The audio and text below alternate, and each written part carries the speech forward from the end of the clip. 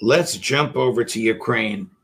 If Ukraine is on its last leg, as many of us believe, the Ukraine military, if the Russian military is very, very close to achieving the Kremlin's goals, why would the Kremlin entertain peace negotiations now? Because it looks like they're going to get everything they want in the peace negotiations. You want to think about what's happening here. This war, apropos what you were saying, is being won on the battlefield by the Russians.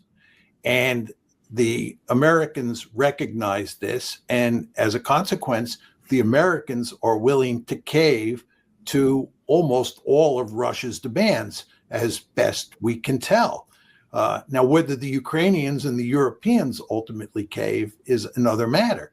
But the United States is just facing up to reality, given what's happening on the battlefield, given the fact that there are a number of other problems that the Ukrainian government is facing, one of which is that the United States is not funding Ukraine anymore, and that the Europeans can't come up with the cash to fund Ukraine. And given the fact that there's this major corruption crisis that is undermining Zelensky's standing in Kyiv, and given the fact that Russian aircraft, Russian cruise missiles, ballistic missiles, and drones are destroying infrastructure in Ukraine, given all those factors, the writing's on the wall. And the Americans say now is time to cut a deal. And they're willing to cut a deal, the Americans are, that gives the Russians pretty much everything they want, as best I can tell from what you read about the deal in the paper.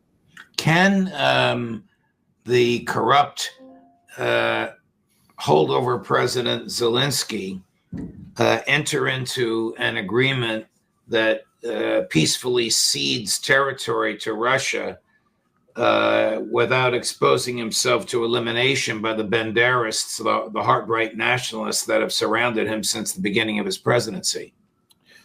Well, I'd put it in more general terms. I find it hard to imagine anybody in Ukraine surrendering to these terms. I mean, you want to understand that the Ukrainians have to give up lots of territory to Russia. Furthermore, they're going to have to, according to newspaper reports, halve the size of their military. In other words, cut their military in half. They're not going to be allowed to deploy certain weapons that can hit Russia, for example. There are going to be real limits on the amount of assistance the West can give to Ukraine. And here we're talking about military assistance. There's nothing in the newspapers about Ukraine being in NATO, but it has to be the case that Ukraine can't be in NATO and can't have meaningful security guarantees from the West.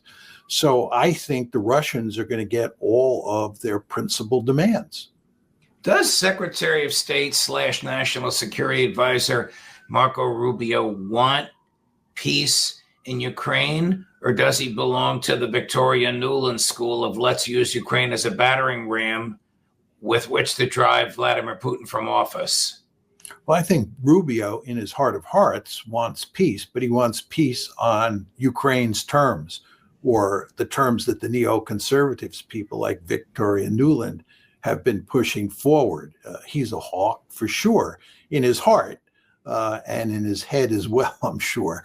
But the fact is that the Ukrainians are losing. There's nothing that can be done to rescue the situation.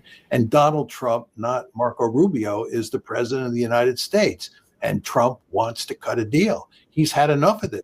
Trump recognizes that Ukraine can't win the war. The Russians are winning the war, and they're about to knock out the Ukrainians. I mean, that's what's happening here. The Ukrainians are on the ropes. Whether they go on for another month or two does not matter very much. They cannot sustain this conflict indefinitely.